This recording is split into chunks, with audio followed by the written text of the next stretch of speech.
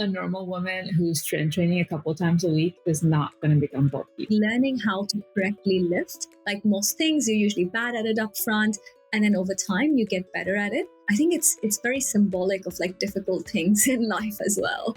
So going through that process and like learning something completely new, it was like a huge huge win that way. Because like it's hard to see that progress day to day, or even week to week or month to month, but like year to year, you'll just be so shocked at how much better you do get if you put in the work. Hi everyone, welcome back to Daisy Fit Chicks. In this episode, we're going to be talking about strength training for women. There's a lot of misconceptions and myths around strength training for women, and a lot of women kind of shy away from it for that reason. So we want to talk about our experiences doing strength training, how it helped us, both in our health, physiological health, as well as mental and overall well-being. And hopefully this will answer some of the questions you have about strength training and will encourage you to incorporate strength training into your day-to-day life.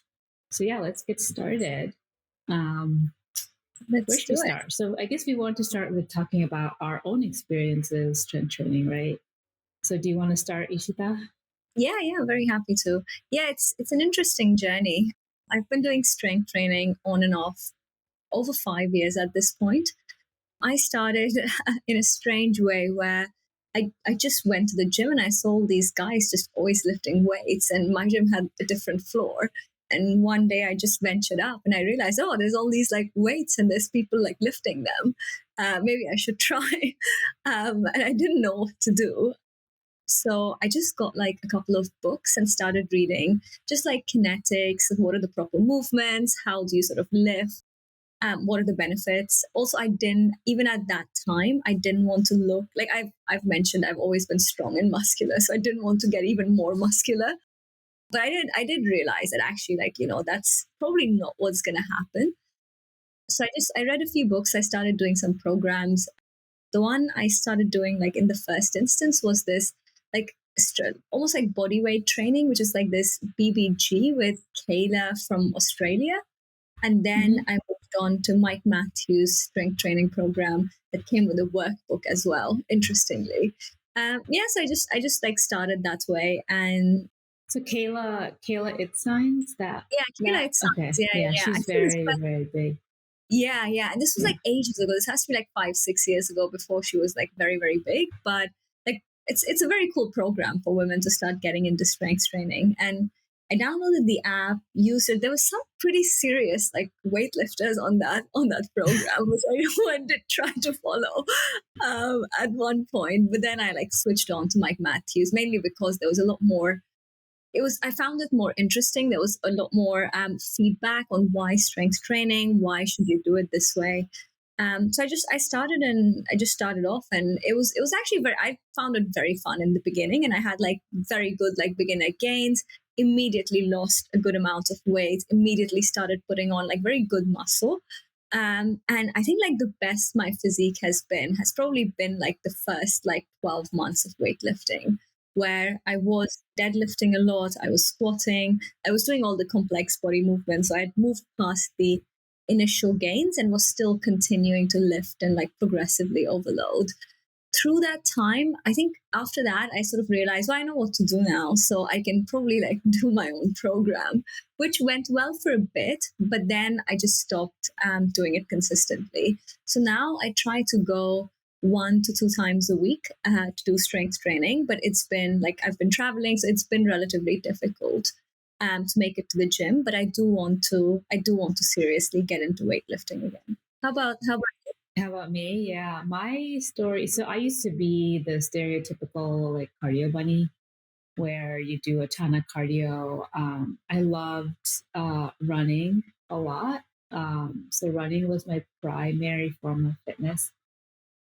And I would run anywhere from like 4 to 5 miles in the morning, and then like maybe some more later on in the day. And that's also when I was like the thinnest and not eating as much as I should. And so all of that running started to really impact my joints and just overall, like how I moved, I just felt so tight all the time. And I felt like I was starting to get injuries, basically, like ankle injuries and hip injuries, and had to take like days off. And that's when I knew that like I had to kind of cut back on running and try other things. So I started doing TRX. I don't know if you've heard of it, but San Francisco had this really cool TRX studio, and I'd go a few times a week, and I got really into TRX. It is strength training. It's like a combination of strength training and cardio, but it's not truly like strength training because they do incorporate a lot of cardio in it.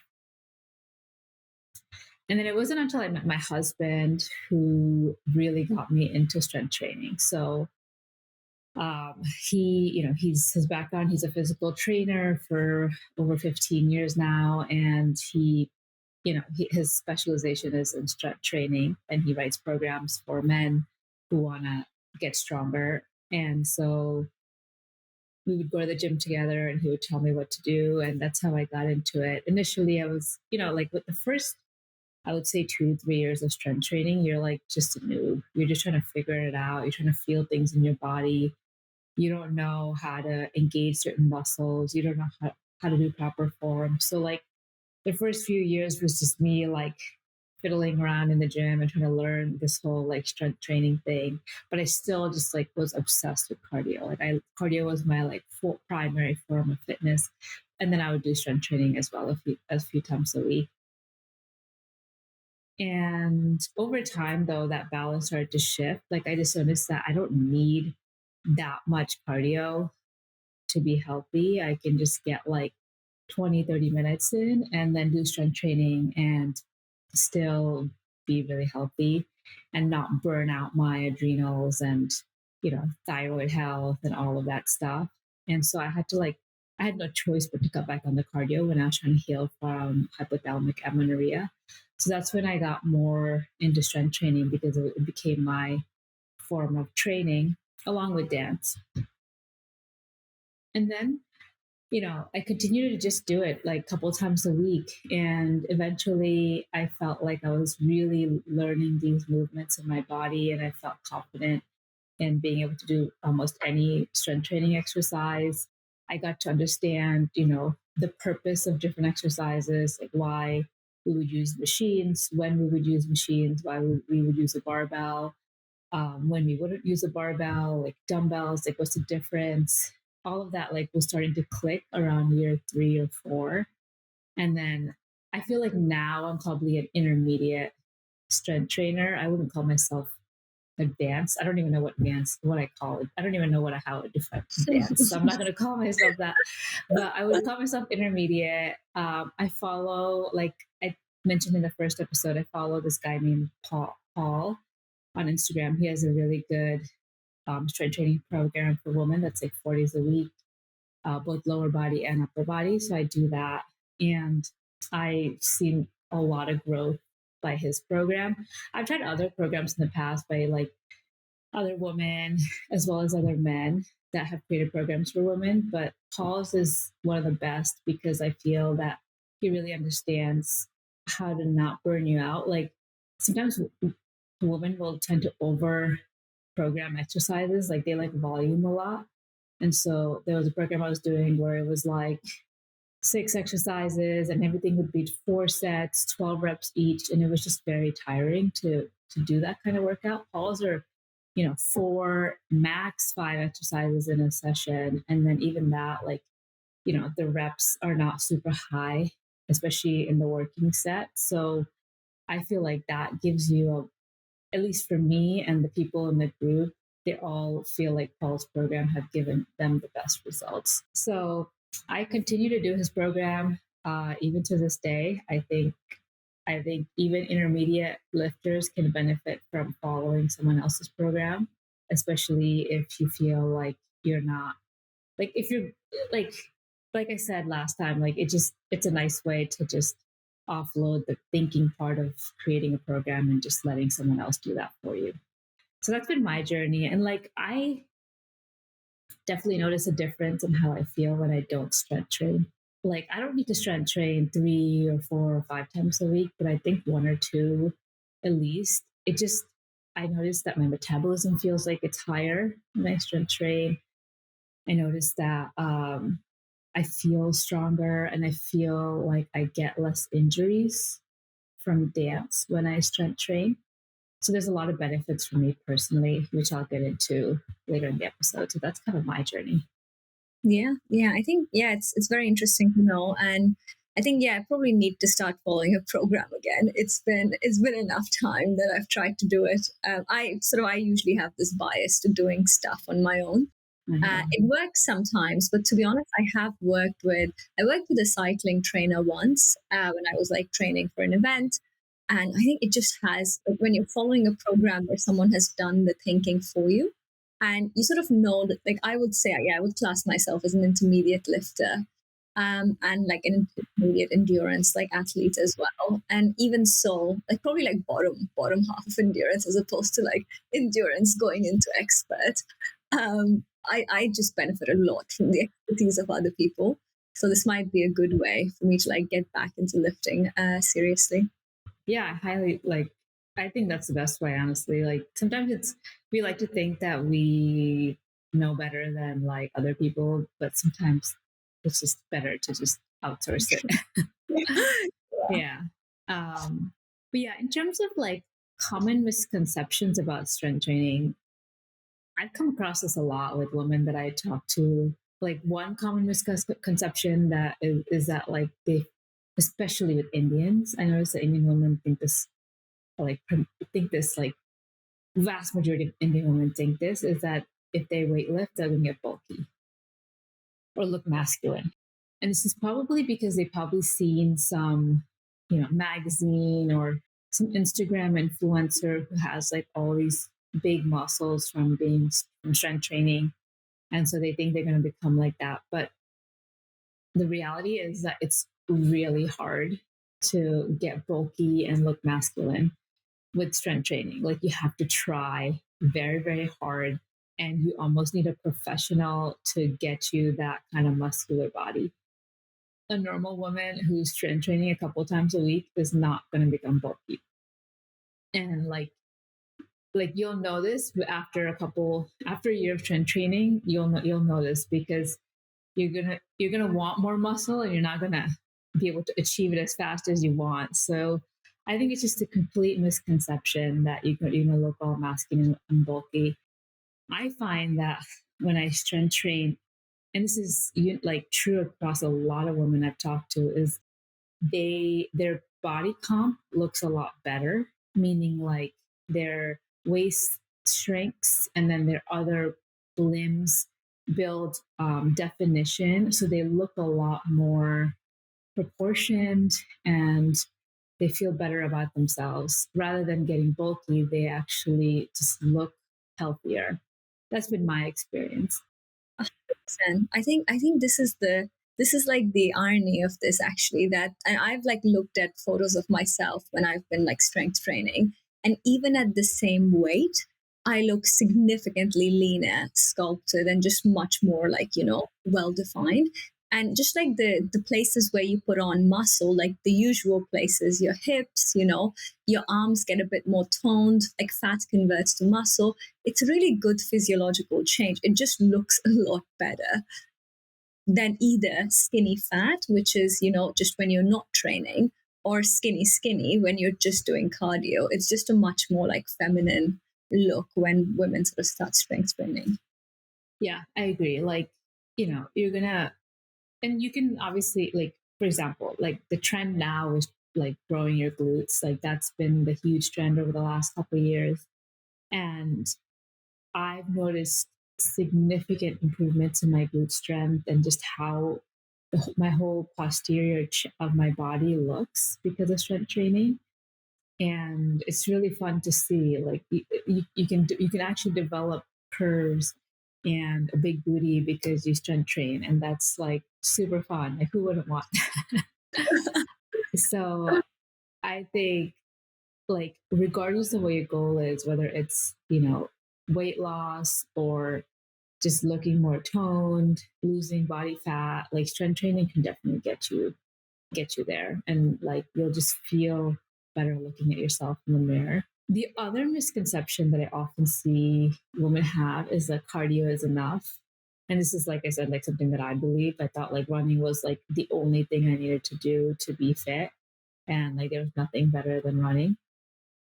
And I couldn't be further, that couldn't be further from the truth. Cardio is very important. Obviously, you want strong heart health. Like you want to be, you don't want to be out of breath going up a flight of stairs or something. Like that's pretty bad. So cardio is important, but it's not the only thing. Like you're not going to build a lot of muscle doing cardio. If anything, you might even lose muscle doing cardio because when you don't have enough fuel, for example, your body will use muscle as the fuel source.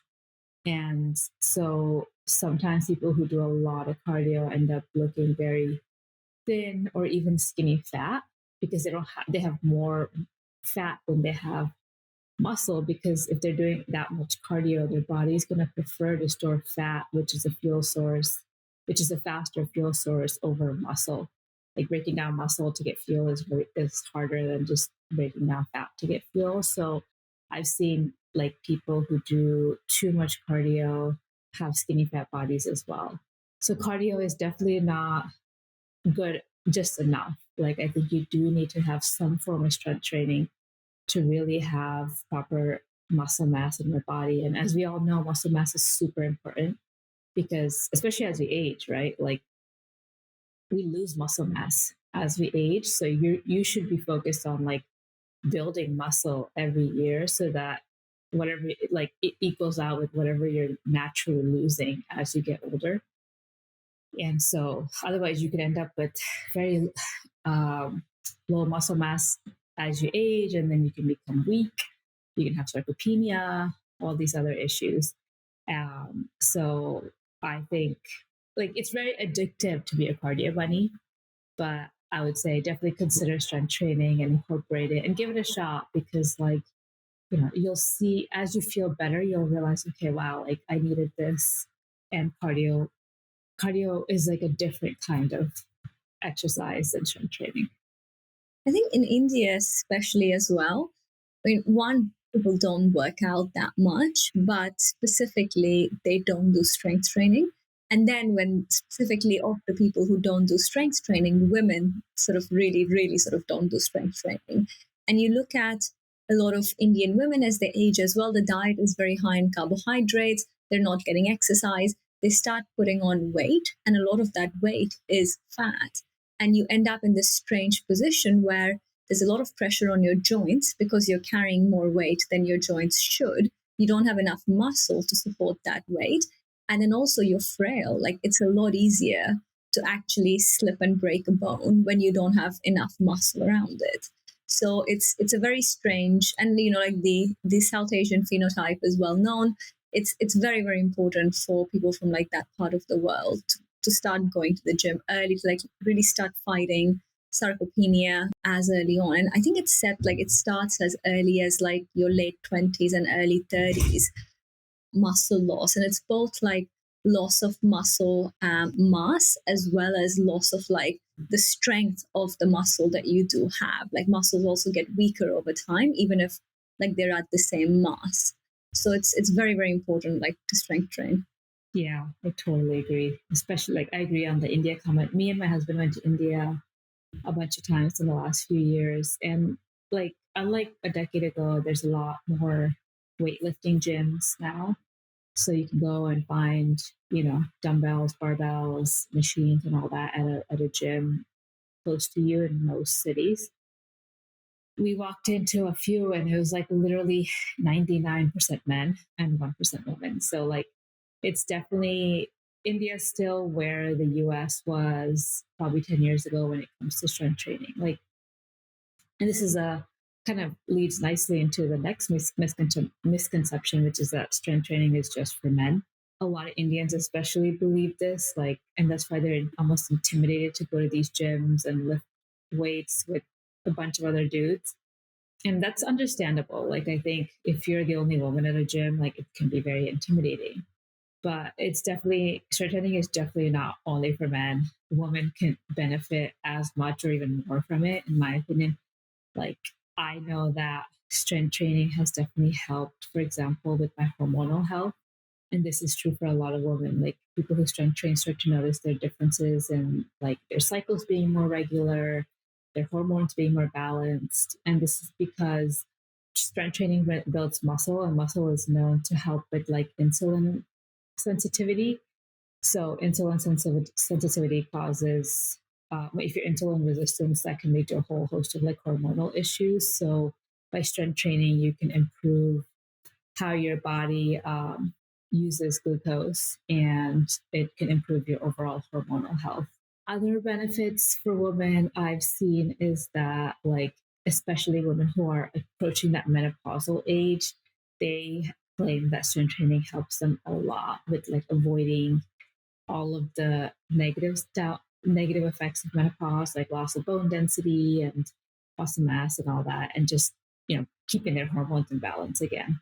So I think women can benefit a lot from strength training, and is another category of women that can benefit from it is like people who have some things like amenorrhea from over exercising. Strength training is a way to exercise but not burn out your body, so you can like heal from things like amenorrhea by doing strength training.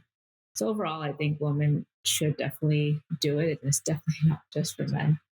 Yeah, I And think you're we can. seeing that, like, the cool thing is you're seeing that in America. I think Instagram has completely changed Yeah, the weight training culture, and it's for the good for the most part, yeah, because you just see so many women on Instagram who are strength training, who look strong, like the whole like training your booty, all of yeah. that is becoming huge. And now women don't feel in the US at least, like I can go to the gym and lift weights and I don't feel intimidated. I don't feel like I'm the only woman there. There's a lot of other women there who are training and training hard too. And so I just feel like I'm in the right place. Whereas I feel 10 years ago, that wasn't the case. So that's really cool.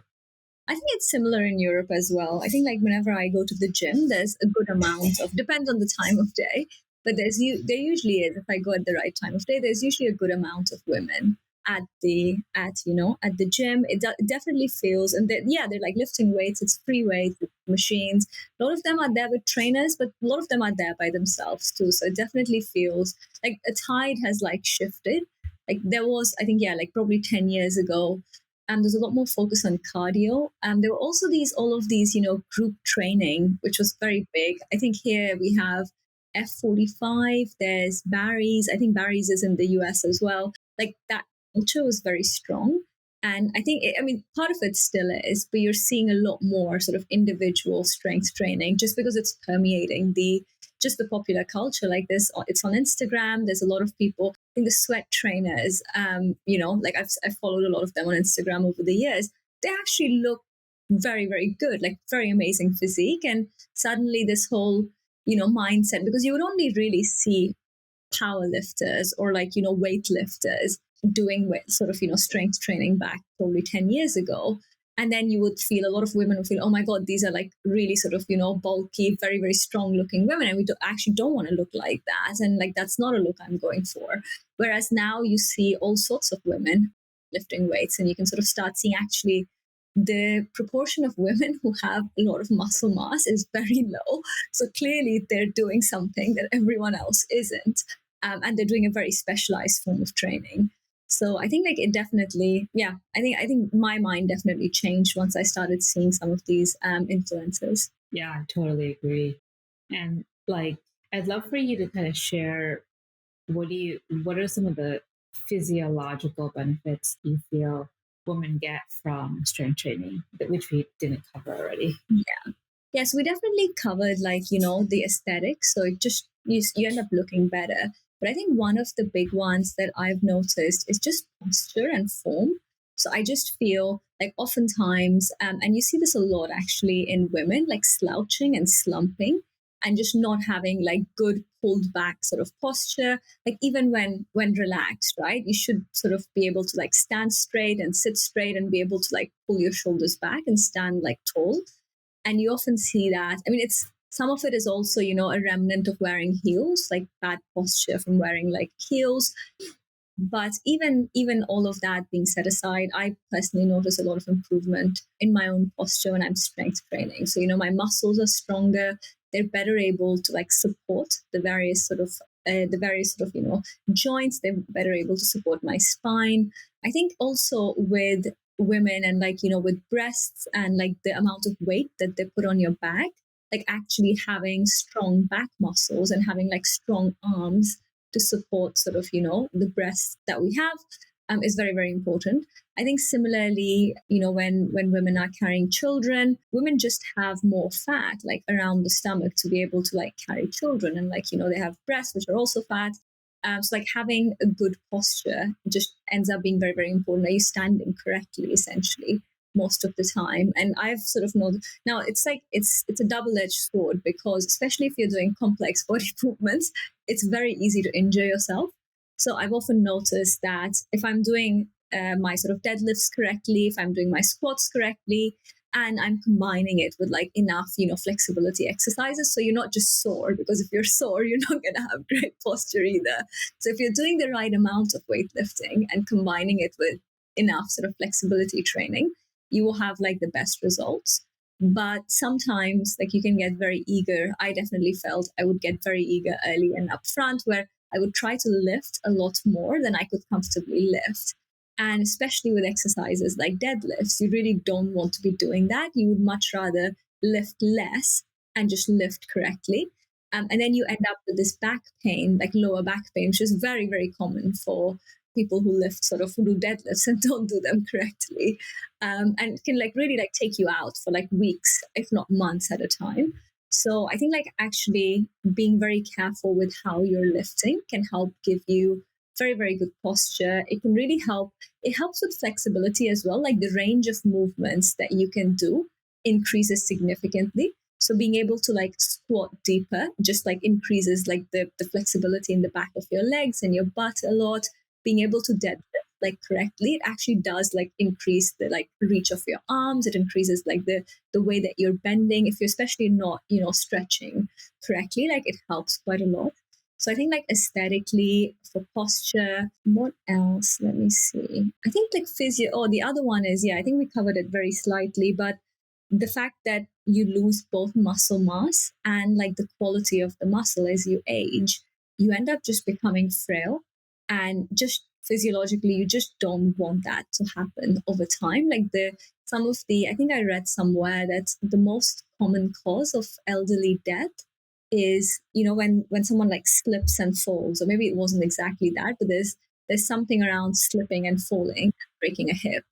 And most people that happens to don't actually recover from a broken hip. Like a hip is a very difficult joint, especially as you age, to recover from. So like really like training to not be frail is very important. And you won't notice it. No one notices it like noticeably in their 20s. But once you're in your like maybe not even in your 30s, like it's probably maybe in your late 40s, 50s, and 60s that you really start noticing that. And there have been studies done which even show that even older adults, those who don't even start lifting until their 40s, 50s, like even lifting in your 50s and 60s has a huge impact on mortality and how long you live, and how well you live. So this is something I've been trying to recommend to my parents, unsuccessfully for some time now. But I think they have, especially with my mom, mainly because she has had a lot of back issues in the past. Ironically, had she been, lifting, she probably wouldn't have had the back issues. And now it's like this cycle where she doesn't feel comfortable lifting anything that could compromise her back. So I think those are like some of the. What do you think, like Preeti? Like, are there any others you would add to like physiological benefits? I think you covered it all. Like the point about as you get older, stretching becoming more important is very very true. And like it's almost sad because people do the opposite. Like the older they get, the less they move, the less harder they work to keep their muscles. But as you said, like the number one cause of disability as you get older, and sometimes death too, is falls. So people fall in the shower, people fall down the stairs. And the number one way to prevent that is to be strong and have enough muscle and maintain your bone density so that you are able to be mobile even through older age. And the best way to do all of that is to strength train. Like, there's no really getting around it. And I think, like, I hope that I can be able to strength train until, you know, like I'm old, old, old, old, old. And I see this now. Like, there's a lot of older women on Instagram who look so strong. And it's really motivating because some of them are like 50s, 60s, 70s, and they're lifting weights. And like, that's how it should be. Like, you don't need to become frail and weak as you get older. You can keep your strength if you just, dedicate a couple hours a week to strength training. So Yeah. yeah, I think you covered all the physiological benefits pretty well. But I think it's also important to cover some of the mental ones too, right? Like, Yeah. I don't know about you, but I've seen a lot of mental benefits from strength training because, you look better, you feel stronger. And so that naturally is a mood booster for you and a confidence booster. But I'm curious to hear like what you feel are some of the other mental benefits of strength training.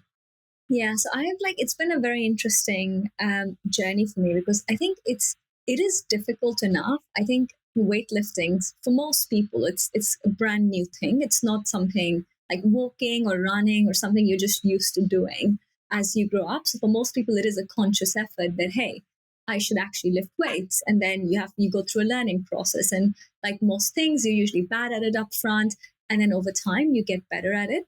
And I think for me, actually learning how to lift, and then also it gives you this, it's a difficult activity. So like learning how to correctly lift and getting better at it over time.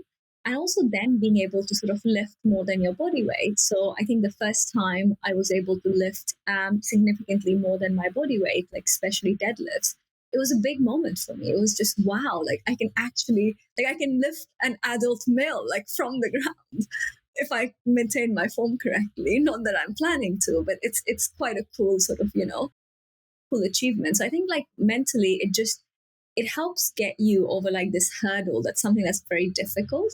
You might not be able to do, and it's sort of the whole like process of like weightlifting, right, with progressive overload and really sort of building up like tension and building up strength. I think it's very symbolic of like difficult things in life as well. So going through that process and like learning something completely new, even like I've been an athlete for my whole life. So I've done sports, I've done various different sports at different times. So I never actually did weightlifting until my like early 20s. So it was a very good experience. And I was at that time in my life where I had put on weight and just starting to do it. It was a great experience, new skill, really like breaking through a mental barrier of sorts. Yeah. And then, just like progressively lifting more and more, losing weight, looking better. So it was like a huge, huge win that way. So like this is an interesting thing I want to get a little bit deeper into. So obviously we've both been athletes. So I would like, for me, dance is, I consider a pretty challenging sport and probably one of the most challenging. Maybe I'm biased. Yeah. It's physically and mentally very challenging. So dance also has that, you have to get through these hard things. You have to train your brain to overcome these very, very hard moments. And same thing with any sport like tennis, basketball, like there are going to be very, very, very physically challenging moments. And you basically, over the years, you train your brain to overcome these challenges. So this is true, I think, of most sports. So like, do you think there's a difference between the type of hardship that you go through in sports versus weightlifting, or do you think they're kind of similar? I think like there's maybe one like notable difference. So, like I used to play tennis and I played tennis for over 10 years. And I think like most, like I would call tennis an endurance sport, even though you still use body strength, but it's not, and it is like explosive body strength, but it's much more flexibility and endurance and skill more than sort of strength, right? And I think like getting good at tennis took a very long time.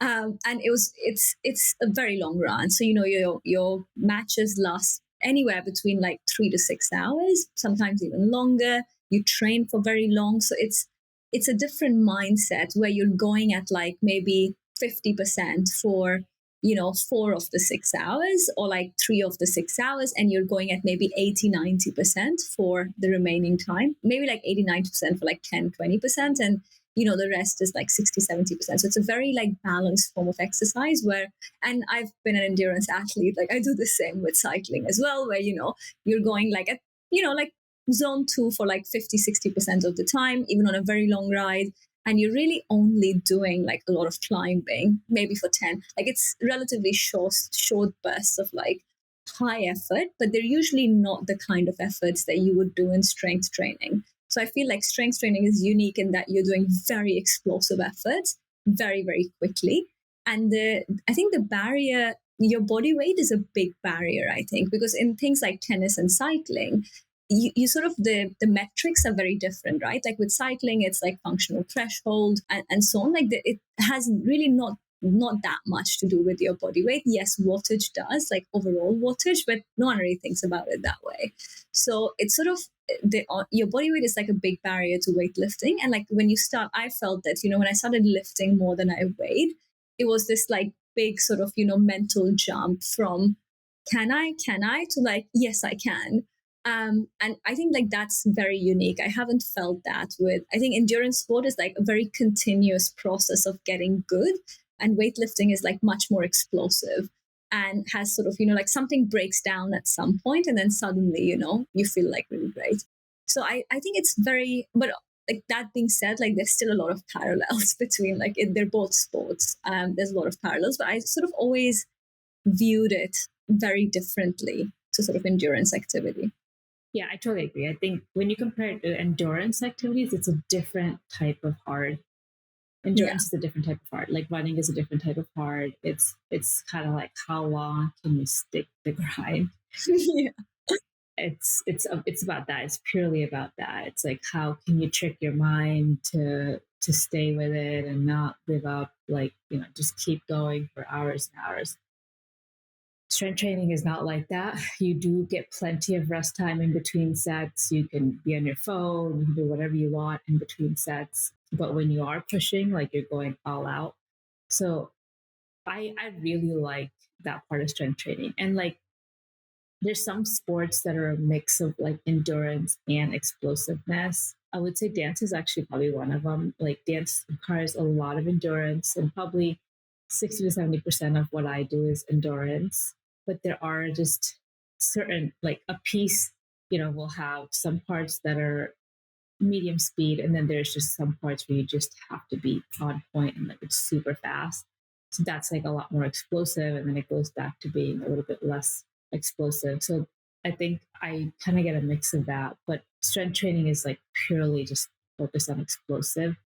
And that feeling when you like beat your last record, personal record, PR, is it's just like a unique feeling. I think that weight training has when you beat like your previous weights, and you know that your body's able to carry this new weight that you couldn't have ever done before, only because you came in and put the reps in and finally were able to achieve that. I think that's a really, really cool feeling. Yeah. And you only can get there like is if you focus on like progressive overload and continue to like increase the weight over time. You're not necessarily increasing the weight every session, right? Like you're kind of staying at the same weight for maybe a few weeks, maybe even a few months, depending on the type of exercise you're doing. Yeah. And then you increase the weight, and then you stay there and you keep going. And it just shows you that muscle, your body adapts and it gets stronger and stronger and stronger over time. So that's just a really cool mental benefit, is that you just feel strong. Yeah, I mean that's a really good point in that I don't think there is, because like with endurance activity, even though like I look at all my like cycling metrics whenever I'm going on a long ride, and you can see like how much wattage and like how well you're doing, and Strava lets you compare segments, but it's still like there's no real like, yeah, sure, so like I actually did slightly better on this like particular hill if you're doing the same route, which I do end up doing quite a lot. But like, was it just because I'm better? Like, this has happened to me many times, or I'm just better fueled. Like, I've had like more like carbohydrates, so I feel better and I can do more. So there's like no real way of adjusting your, I mean, FTP is supposed to be that, but it's again, like it's on the margin, as opposed to like with weightlifting, where it's very obvious that, okay, you were lifting like 70 kgs and now you're lifting 75 or 80, like that's it, like this. And it could still have that, okay, well, you're better fueled, but not really in weightlifting, because it really is a measure of like explosive strength. Yeah. So I don't think there is a parallel. Like, it's very difficult in endurance activity to measure. Have I actually like how much better I am like this time? Like, you can measure it over time, with simulated metrics, but not really like as real time feedback as you have with weightlifting. Weightlifting, it's just so dead obvious whether you're getting stronger or not. Endurance is it's a little bit harder. It's more subjective. It's how you feel, like, for example, when I first learn a piece, like I just feel like it's the hardest thing in the world, like a dance piece. Like it's just so tiring. But then after 6 months of doing that over and over and over again, I'm like, oh, like it doesn't feel as draining as it used to. So like you can measure it in that way too. Like how same thing with running. Like if you try to run like 8 minute mile and you're drained, and then 2 months later you can run an 8 minute mile like easily, you've improved your endurance there. So there are some ways to measure it, I think, but like with weight training, it's just very like instant feedback. I mean, and I'm interested to know like your experience, but like I've not been seriously training for some time. Both actually endurance or weightlifting. Like I still work out, and I think I'm better than most, probably just because I've stuck with both for a very long time. But I've sort of noticed that I've not increased my weight for the longest time. So like I'm still bench pressing the same. I'm still like deadlifting the same. Like squats, I'm not really doing free squats anymore. So I've not actually increased my weight count. But that being said, even when I don't lift for 2-3 weeks, I would still go in and I'll warm up and I will still build up to like at the moment, like I weigh like 52 kgs and I can lift, around 65, 70 kgs pretty comfortably enough without like, with good form, not getting injured. Have you like, do you continue to see like progression even at the moment, like all the time? Or like, have you had like moments where it's just plateaued for like a year? I've had moments where it's plateaued depending on the season of life. Like when I'm pregnant, it definitely plateaus. Like, and it's also because I'm not trying to lift super heavy when I'm pregnant, and like I'm just trying to maintain my strength and not lose it. Or if I'm overtraining, that's the other time it plateaus. Or I'm under eating.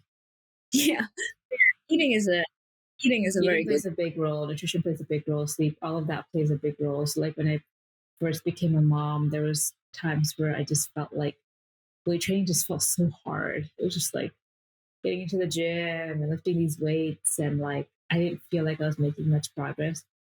And then as I started to get better sleep and better nutrition, it I saw progress again. And this happens even in the group, the women's group that I'm part of. Like some women will say, hey Paul, like I'm plateauing. I'm just not able to go up in this exercise. And what he tell them to do is just like take a break, stop doing that exercise for a while and then come back to it. And sometimes that works like magic. And sometimes what the body needs is just a little bit of a break to recover and reset and not be burned out. And then it'll hit the PRs again. Yeah. So plateaus are very real. I mean, you're probably aware of them even in tennis. Like that happens to me in dance too. There was, periods where months went by. I just feel like, gosh, I feel like I'm plateauing. And then all of a sudden, like 1 week, you're just like, wow, like I feel like I got so much better in just 1 week. Yeah. So I don't know. The body's interesting that way, and the mind learns, and it's definitely not linear. Yeah. I agree. I agree. I think, yes, like seasons of life is a very important thing, right? Like how often. I think like that's probably where I'm like at fault right now, that I just don't have enough time to just work out as often as I would like. Like I think, yeah, it's the strange part that actually this is probably the time in life where I would use it and like appreciate the time the most. And you can make time. It's not that I have no time at all. It's just that like there is again like this mental barrier, right? Because things like a long bike ride is difficult. Like a big like weightlifting session is difficult. So it's very easy to just procrastinate and like not do it. And just, I mean, I procrastinate just by working. So I've been trying to, wake up early to go on the bike this entire week, and I've not even managed once. So, and my default is I actually have to work. So, even when I don't. So I think like definitely it's yeah, I think I need to like get better at this. There's a lot of like mental component to physical activity, which is often like not talked about. And I think it's even more like real for weightlifting, because especially if you don't have a fixed program, that you need to figure out what you need to do. Like it's quite a big effort to go and then like consistently keep lifting more and more. It's Yeah, just this not. is why like anything that you want to do with physical stuff, like I find that turning it into a habit just Yeah. is the only way to be consistent. So, figuring out how many days a week you want to show up, and like just showing up, doing that for a month or 2 months and making that a habit. And then once you get past that month or 2 months of just doing the same thing week over week, it just becomes like second nature, like brushing your teeth. Like you just have to go. Yeah. Yeah. So I think that like I've been in that situation too with certain things, like where I want to do it, but I don't have a plan. So then I do it one week and then I don't do it the next, and then I make excuses for why, but then I feel bad that I'm not doing it. And like every time I do that, I'm like, okay, I need to find like that, like I think Atomic Habits, I haven't read the book, but I kind of get the Amazing. idea that he talks about. Yeah. I've kind of read snippets of it on Twitter, and basically it talks about 90 days and just stick with the plan, and then it becomes a habit. I totally agree with that. Like I think that's the best way to start any kind of physical training program. And then like after that period of time, you start feeling good, and you don't want to go back to sporadic workouts. Like you're going to want to stick to your schedule because it just feels good to do that. So it's a win-win in that way. But yeah, like I think this is a good segue into, what are the challenges that women face when they try to strength train? And this is probably one of them, right? Like how do you schedule it into your routine when you're super busy? And the simple answer is the only way is that you have to prioritize it, one, because if you don't prioritize it, you're going to have a bunch of excuses for why you're not doing it. So you have to believe that this is a priority. And then once you do believe it's a priority, you have to find where in your schedule you're going to fit it. You don't need to do it every day. Like find 2 times a week, find 1 hour slots where you can strength train, and you can start at home if you want to, just do body weight stuff and just do that for 90 days. And then over time, you will naturally figure out how to iterate on your schedule and your program as well. So I think make a habit is the number one answer to how to overcome that challenge. The other thing that I've seen women struggle with is like women are very social beings. We care about what other people think of us. That's just in our nature. And there's oftentimes like a fear of judgment if they go to the gym, and like maybe they don't have proper form, or maybe they don't like how their body looks, and so they feel intimidated going to the gym and lifting. And this is where self-confidence and just realizing that everyone's on a journey and everyone's on a different part of that journey. That person, that lady who looks really good at the gym, was where you are maybe a few years ago.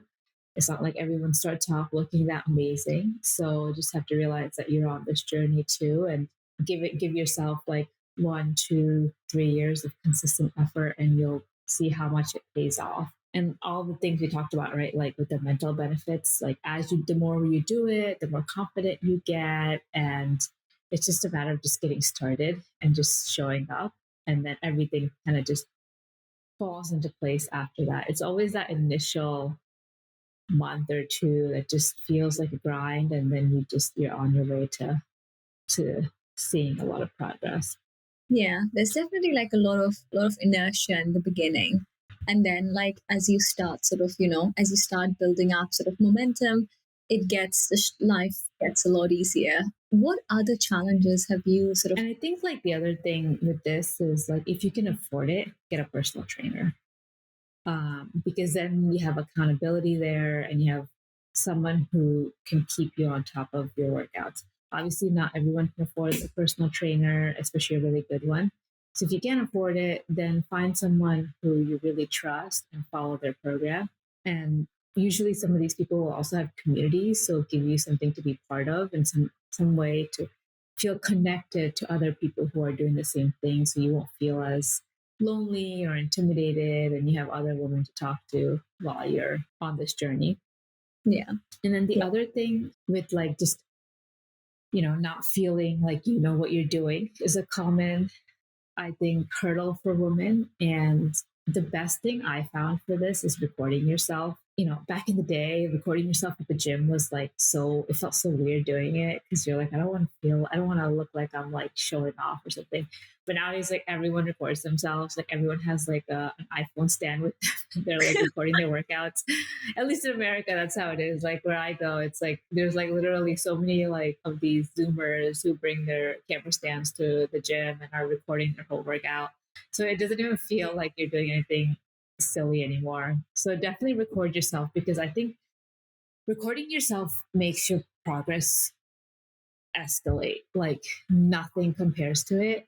I find that what we think we're doing physically is sometimes completely different from how we actually look.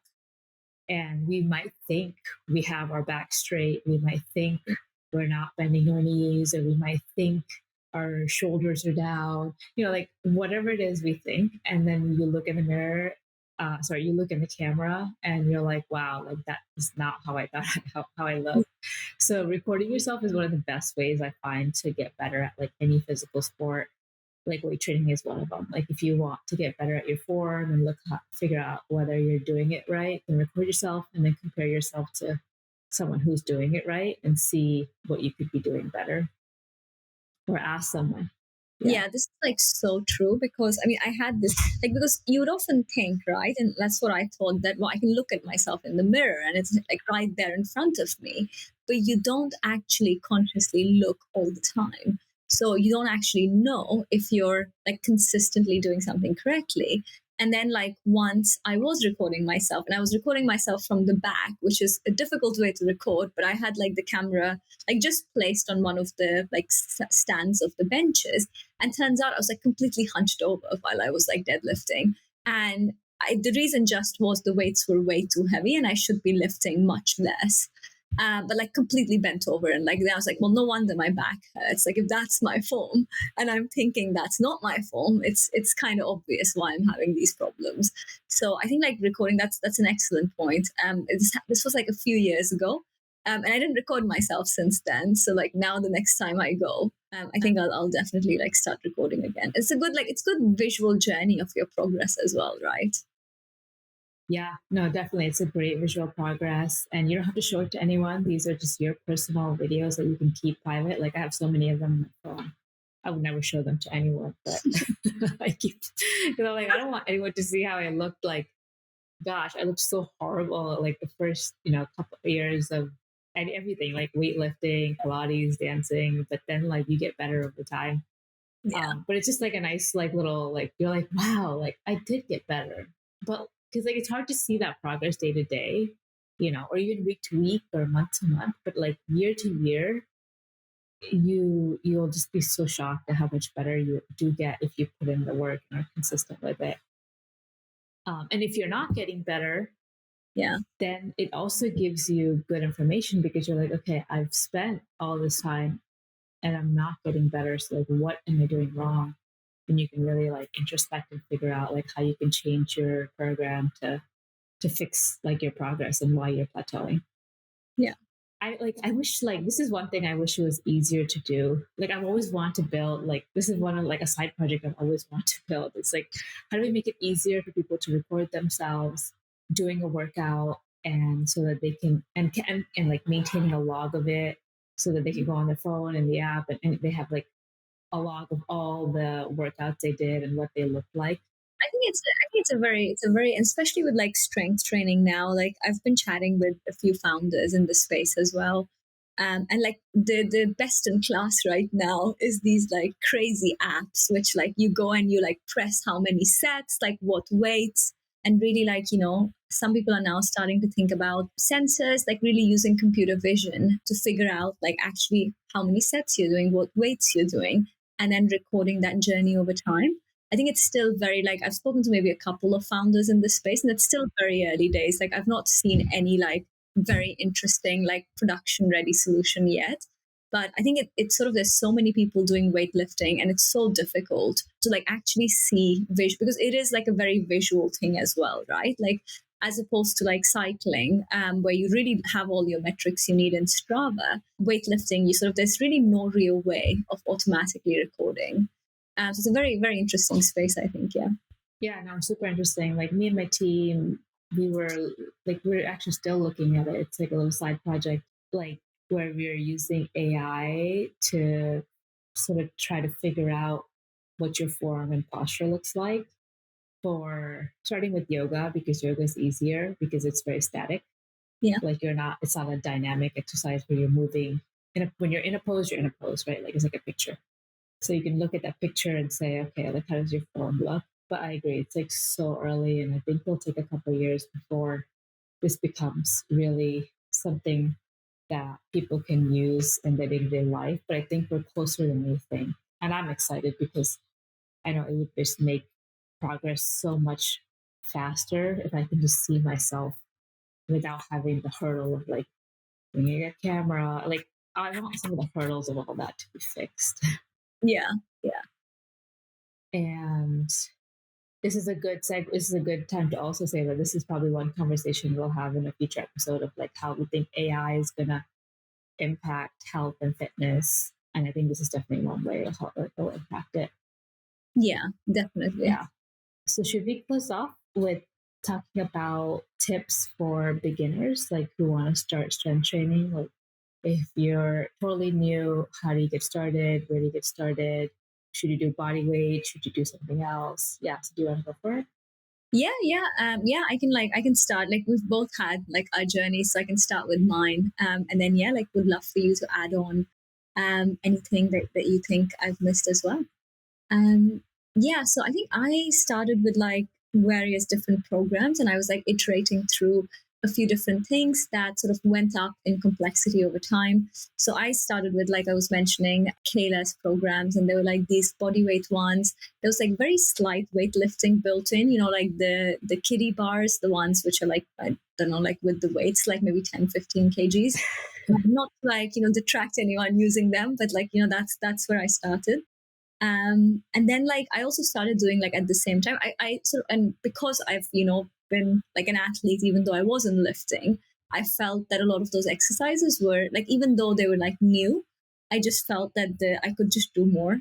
So then I also started looking at other programs, and like Mike Matthews one came up, and I really like to figure out like why am I doing this. So the book was very helpful. Yeah, and I started doing that, but like initially started with body weight, like really sort of push ups, sit ups. I've never actually done pull ups, like unassisted, but like doing like as many body weight and like doing like, dumbbells and like free weights, but like lighter weights. And then like moving on quickly to like heavier dumbbells over time, like moving on to like bench presses. But again, like first starting with like dumbbell presses for like with lighter dumbbells. It took me like a good amount of time actually to work my way up to like deadlifts and squats, but maybe like a few months, like 6, 8 months in, I felt comfortable enough. I think squats took me particularly long, and I was doing assisted squats for the longest time on the Smith machine instead of actually like doing unassisted squats. Deadlifts were relatively easier at light weights just because like it's a movement where you have a lot more control than you do with squats. So yeah, that's sort of how it progressed, and I think like definitely following some program just makes so much sense. Like it's really not, you shouldn't just go to the gym and like look around at what people are doing and then just start doing it, or like try and come up with your own, because there is like a science to weightlifting. There's a science to like training certain muscle groups, like which muscle group need more training, which need less training, like larger muscles need more training. So really following like programs I think helps a lot, and just like doing it like just being consistent and like doing even if you're doing starting with body weight, just go and like do it. Like a lot of people can't. Like this is the surprising thing. I've been on company offsites where we've done push-up challenges, And I've consistently like done more like unassisted push-ups than anyone else, including guys. So I think this is like some of the things that people don't like actually understand, that even like doing unassisted push-ups, like try doing 50 unassisted push-ups, is actually very difficult. Yeah, So it's like really hard. even if you're doing right, like even if you're doing push-ups and sit-ups, like those are actually very good complex body weight exercises. So like most people like do assisted push-ups where their knees are like on the floor. So you're like really going in and like trying and doing as much as you can, like in the early days. And you know, like it's like it's an oversimplification, but I do think that the volume of exercise, and maybe it's the endurance athlete in me as well, because I think like especially with like endurance like sport, it doesn't actually matter what you're doing as long as you're doing something, like the hours rack up. I think with strength training at the beginning, like just it doesn't have to be, you know, no one's going to do like 2 or 3 hours of strength training, but going enough times and like just getting comfortable. You know, like these are not, it's not as simple as walking or running. So just like doing some stuff and getting comfortable, like just helps a lot. And then like progressing on to, you know, I think some of the more complex body movement, some of the more complex like free weights like deadlifts and squats are just like they're incredible full body exercises. Mhm. Like building on to those and then like trying to lift more of those. Like I would love to do, I don't know if we talked about this, but I would love to do Olympic lifts. I still don't feel comfortable, just not at all comfortable, and just lifting like a good amount of weight and just like the snatch, like clean and jerk, right? Just not comfortable in that movement. So I think like really figuring out, like different people are different. Like I'm very sure that if I was to do Olympic lifts, like I would need a trainer. I'm just not comfortable enough in my skills to be doing it myself. And different people have different cutoffs, right? So if you feel that squats and deadlifts are where you just don't feel comfortable doing them, it's just like you can get a trainer for 1 or 2 sessions. Like you don't need to commit. Like once you know how to do something, you can sort of, you know, it's just, it's a lot easier. Yeah. And I would say like probably like the two other things are that are like most overlooked is eating. Like when you're doing strength training, like actually increasing your protein intake has a huge, like huge impact, because you know you really want to be able to repair the muscle fibers that you're breaking. And especially the right kind of protein, right? You do want methionine and the protein groups that are helping with like muscle. And then the other big one is like flexibility. I think for me, like if you're not doing enough like yoga or like enough Pilates or something that's helping stretch out the muscles that you're putting under a lot of tension, life just becomes like very difficult. So, and I've never been particularly flexible. So for me, like when I first started weightlifting, like everything just hurt all the time. And that can just be a big detractor. And like you can't walk properly. It looks like, you know, you're like limping. So like really like incorporating flexibility and like yoga, Pilates, even when you're starting, like it just, I think it just helps a lot. Yeah. But like curious to like, you know, hear if you had like any other tips, Preeti. I think you covered it all. Like I would summarize that as like everyone's journey is going to be different. And really the only way to figure it out is just to try and experiment with different things. Like start with body weight, start with then resistant bands, dumbbells, and see how far you get there. And then you can show up to a gym with real equipment and barbells and machines and see how you like that. I think the only way to kind of figure out what type of strength training you like, whether it's body weight or you're going to go actually be in a gym or you can have a garage gym, like that only comes through experimentation. And then your point on eating is like super important. Like women often tend to under eat when they strength train, and like when you strength train, you actually need to eat more. Otherwise, you're just going to have a hard time building muscle. Like I feel like I wasted the first 2 years of strength training by not eating enough. I could have built so much more muscle if I just ate, 200 to 400 more calories a day. Mm-hmm. And people think they're going to gain weight and stuff, but like you'd be surprised. Like you can actually maintain your weight pretty well if you're strength training and still eating more, because your body needs that fuel to build muscle. Building muscle is not.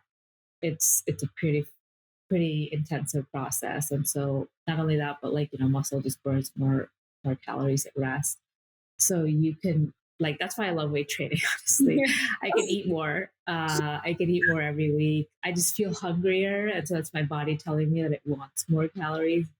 So I think that's a super important point. Like eating enough is very very important, and especially protein Yeah. and carbs. Carbs are pretty important for weight training and Carbs. recovery too. Like if Yeah. you're not eating enough carbs, I remember when I was weight training on low carb, I just felt so sore all the time, so tight all the time, and my sleep was bad, and so my recovery was bad.